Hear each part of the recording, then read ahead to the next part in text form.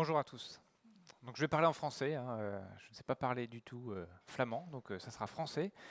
Donc oui, à GRDF, on est engagé depuis de nombreuses années maintenant dans le biogaz, hein, puisque depuis 95, on investit beaucoup avec les pouvoirs publics français pour développer le biogaz, pour rendre possible l'injection de biogaz dans les réseaux, puisqu'au départ, c'était pas possible réglementairement. Et depuis 2001, il y a un tarif d'achat. 2011, pardon, il y a un tarif d'achat sur le biométhane et ça s'accélère de plus en plus en France. Donc c'est de ça dont je vais vous parler. Je vais vous parler de l'accélération en France de l'injection de biométhane dans les réseaux. Et ensuite, je vais rentrer sur un volet plus technique sur, par rapport au métier d'un distributeur, quelles sont les manières qu'on utilise pour contribuer au développement du biométhane en France. Alors, cette présentation a été faite avec l'ensemble des opérateurs de réseau au niveau national français. Donc on va retrouver GRDF, GRT Gaz et Teréga qui sont les transporteurs, hein, l'équivalent de Fluxys si je comprends bien, et RGDS qui représente les régies, les petits opérateurs de réseau français. GRDF, ça représente plus de 95% de la distribution de gaz en France. Alors, vous retrouvez des chiffres qui ont été présentés tout à l'heure par Engie, pour ceux qui étaient là ce matin. À la fin septembre 2019, il y a 107 sites qui injectent sur le réseau principalement de distribution. Il y en a 5-6 qui injectent sur le réseau de transport. Sur le réseau de transport, on va retrouver des gros projets, des projets qui sont supérieurs à 300 à 400 dans mon mètre cube. Les autres, d'un point de vue économique, ont plutôt intérêt à se raccorder sur le réseau de distribution. Je vais vous expliquer pourquoi tout à l'heure. La grosse majorité des sites sont des sites agricoles. En France, les agriculteurs ont décidé de prendre le sujet vraiment à bras-le-corps. C'est eux directement qui portent les projets. C'est eux qui investissent dans les projets. Donc aujourd'hui, c'est plutôt des agriculteurs un petit peu pionniers, un peu différents de la majorité des agriculteurs. C'est des porteurs de projets, des agriculteurs qui ont les moyens d'investir, hein. Donc ça ne représente pas la moyenne forcément des agriculteurs français. On va retrouver deux grandes régions où il y a des projets qui se développent. Des régions à dominante grande culture, où là on va retrouver des projets à base de résidus de culture, des projets à base de cultures intermédiaires à vocation énergétique, c'est-à-dire des cultures qu'on récupère entre deux cultures alimentaires. Et on va retrouver des projets plutôt dans l'ouest de la France, qui sont des projets à base d'effluents, de porcs, de vaches. Voilà. Donc on a vraiment cette grande typicité-là. Donc les grandes plaines céréalières autour de l'Île-de-France, et puis des projets qui sont à base d'effluents plutôt en Bretagne et Normandie. Les chiffres qu'on vous donnait tout à l'heure, c'est effectivement une accélération très très forte du nombre de projets et des quantités de projets qui sont enregistrés par les opérateurs de réseau. On a dû vous le dire aujourd'hui, j'étais pas là toute la matinée donc je ne sais pas si c'était le cas, mais en France, on a une problématique, c'est qu'on ne va pas pouvoir injecter tous les projets, on ne va pas pouvoir accepter tous les projets. Pour la bonne et simple raison qu'il y a une grosse différence de consommation entre l'été et l'hiver, et qu'en été, comme pour que le business plan du porteur de projet soit au rendez-vous, pour que ça soit rentable, il faut pouvoir injecter toute l'année, il faut qu'on ait à minima la capacité d'injection, la quantité de consommation équivalente à la capacité d'injection en été, où on a beaucoup moins de consommation. Donc on gère un registre, une file d'attente, un registre de priorité finalement. Le premier inscrit, premier acteur qui fait la demande à GRDF est premier dans la liste, et puis après il doit respecter des jalons pour ne pas être sorti de la file d'attente. Si son projet n'avance pas suffisamment vite, il est sorti du jalon et son collègue prend sa place. Aujourd'hui, dans ce registre, on a 21 TWh de projets, plus de 1000 projets qui sont aujourd'hui bien avancés. C'est-à-dire que quand on est dans le registre, c'est qu'on est à un degré de maturité assez avancé. Donc on considère qu'aujourd'hui, sur ces 21 TWh à fin septembre 2019, il y en a entre 15 et 16 TWh qui vont se mettre en service dans les 2-3 ans qui viennent. Donc on va dépasser l'Allemagne en matière d'injection de biométhane dans les réseaux à brève échéance. On est sur la trajectoire française actuellement qui est inscrite, qui est d'avoir 10% de gaz vert à horizon 2030 dans la consommation de gaz. Donc 10% de consommation de gaz vert à horizon 2030, ça correspond à peu près à 45 TWh. Ce qui intéresse le distributeur, le métier du distributeur, ça va être, en France en tout cas, les pays font des choix parfois différents, ça va être de gérer une interface entre le site de production et le réseau. Le métier du distributeur, ça va être d'odoriser le gaz, parce que le biométhane produit n'a pas d'odeur forcément, donc on va odoriser. On va vérifier la qualité du gaz, on va vérifier le PCS, on va vérifier qu'il n'y a pas de composé dans le biométhane qui ne sera pas par la suite accepté par les usages finaux, hein, par les chaudières ou par les véhicules. On va compter aussi le gaz. Et puis un élément très important, on va mettre à la bonne pression pour rendre prioritaire le biométhane par rapport aux autres injections des transporteurs qui arrivent aujourd'hui. Hein. C'est la principale source d'approvisionnement, c'est évidemment les gazoducs, tous les réseaux de transport. Donc cette fonction de mise à la bonne pression fait beaucoup de débats parce qu'on va avec les producteurs, parce que parfois les producteurs ne peuvent pas injecter. Et ils nous demandent, mais qu'est-ce qui se passe, pourquoi je ne peux pas injecter? C'est parce qu'en fait, il n'y a pas assez de consommation. Ou parfois, c'est qu'on n'a pas fait les bons réglages du réseau pour pouvoir permettre l'injection dans les réseaux. Et un élément qu'on suit, c'est le taux de disponibilité de l'équipement qui s'appelle le post-injection de l'équipement qui va donc odoriser, compter, mettre à la bonne pression. On a un engagement contractuel vis-à-vis des producteurs d'avoir un équipement qui fonctionne pour plus de 95% du temps. Donc là, on suit ce taux d'injection, ce taux de fonctionnement qui est supérieur à 98%, c'est le chiffre qui était indiqué ici. Et l'autre élément qui est intéressant, c'est que les sites fonctionnent très bien. Les sites fonctionnent très bien, c'est-à-dire qu'on a sur 8760 heures d'une année, ils injectent pendant 95% du temps. Ce qui est tout à fait en cohérence avec les business plans initiaux, qui étaient même un peu moins élevés que cela. Les autres éléments qu'on regarde, c'est à quelle vitesse finalement les sites qui se mettent en service atteignent leur pleine puissance.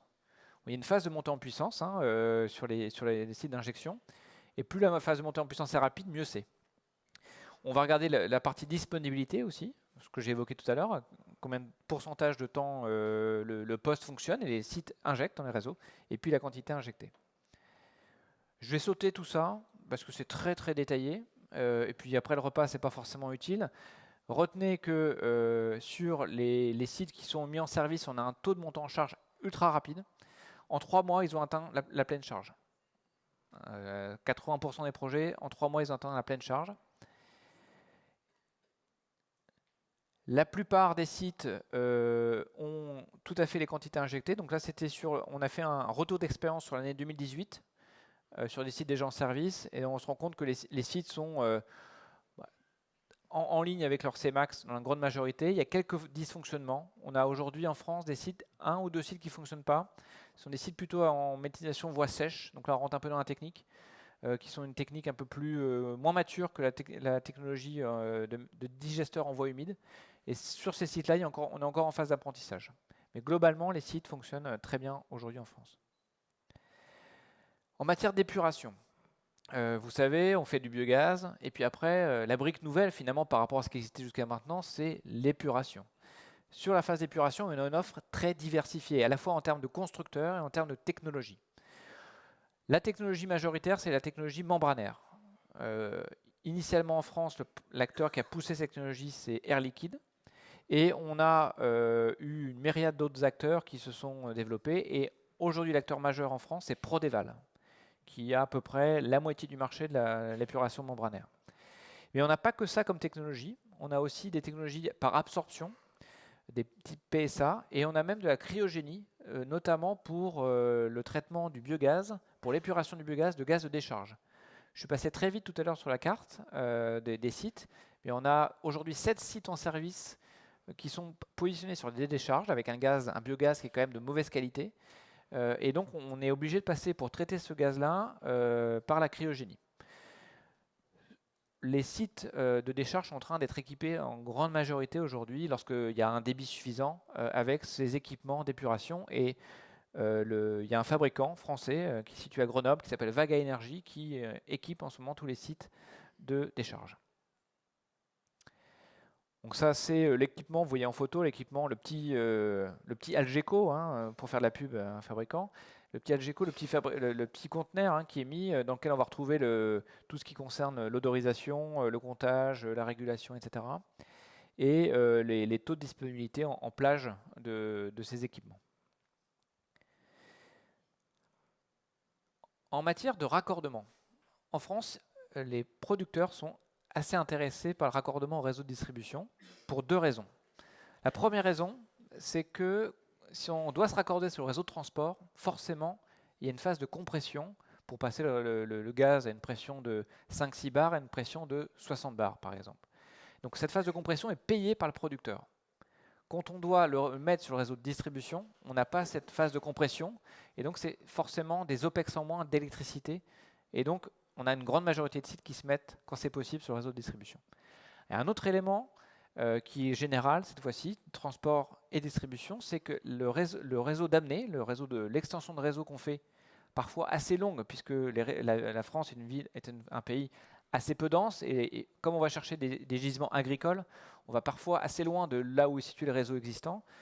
On va à 4, 5, 6, voire 10 km, voire 15 km pour certains. Le réseau d'amener est pris en charge à 40% par les distributeurs et les transporteurs.